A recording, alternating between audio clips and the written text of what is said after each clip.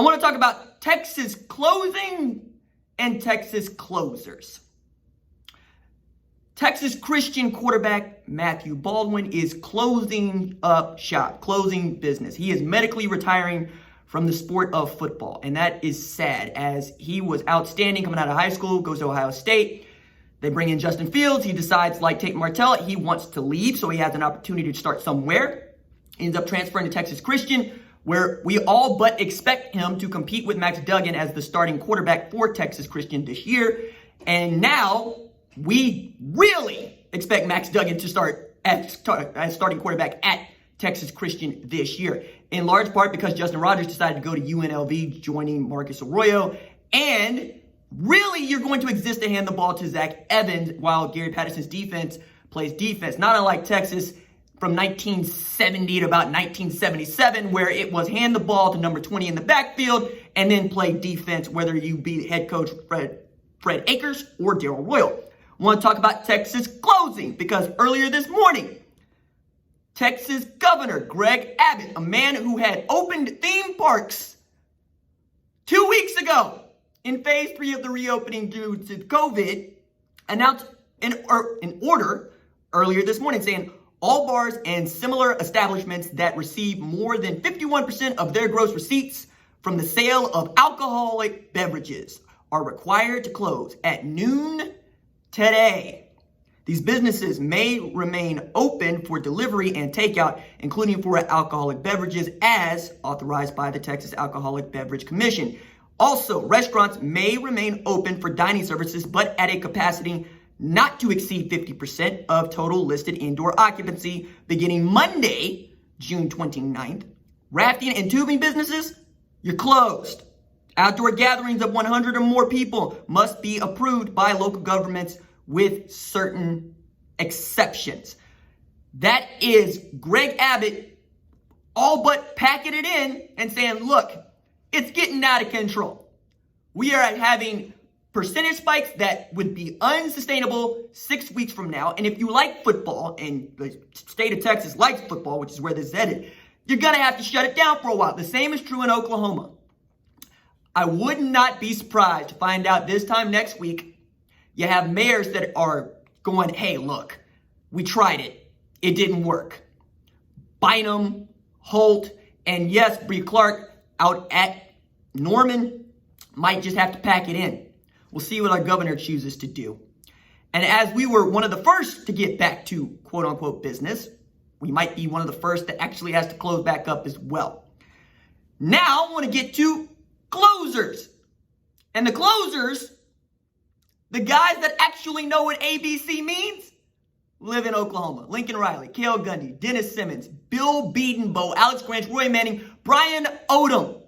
We can keep going here. Calvin Thibodeau. They're here because I was just putting together what I thought Oklahoma's first team offense and first team defense might look like. And what I came up with was Oklahoma at center, Missouri at left guard, Texas at right guard. Left tackle is going to be Illinois. Right tackle is going to be Louisiana. You got Texas at wideout, Texas at wideout, Texas at tight end, Texas at wideout. And then defensively, you got Texas at strong safety, and you got Texas at middle linebacker. And one of my favorite sayings by Fred Akers, of all people, is the only thing that Texans hate more than oil prices hitting the floor is watching Texans leave to play college football elsewhere. I submit to you, once again, it's going to be as it always has been. Oklahoma goes into Texas. Oklahoma gets out what Oklahoma wants and continues to sun the state of Texas. Listen to a preview by a national publication earlier this morning, and it was supposed to be a preview of Big 12. It lasted all of 5 minutes. I love y'all more than that. I need you to know that. I'm going to give you more than 5 minutes worth just talking here. And yet, so many people are once again telling us Texas is back. And yeah, I believe that they are the most talented team in the Big 12, based entirely on the blue chip ratio and the amount of talent they have. You've heard me gush about Bijan Robinson. You've heard me gush about Jake Smith. Sam Ehlinger is going to have an opportunity to actually be this year what Jalen Hurts was last year. And yet, what do we know about Texas? every year, gas them up.